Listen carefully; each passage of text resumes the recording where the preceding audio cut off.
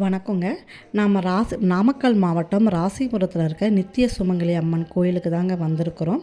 இந்த கோவில் 5 நிலைகளை உடையதுங்க.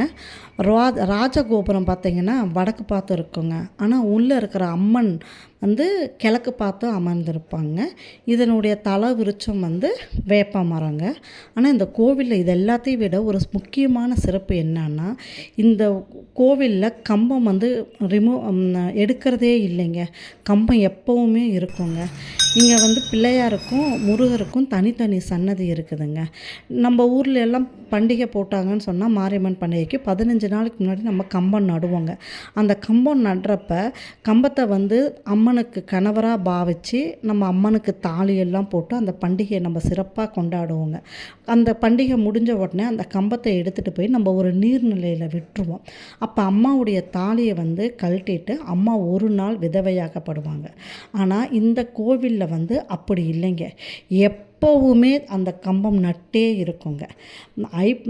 வருஷத்துக்கு ஒரு வாட்டி ஐப்பசி மாதம் பண்டிகை போடுற அன்னைக்கு மட்டும்தாங்க கம்பத்தை எடுத்துட்டு வேறு கம்பம் அங்கே வைப்பாங்க.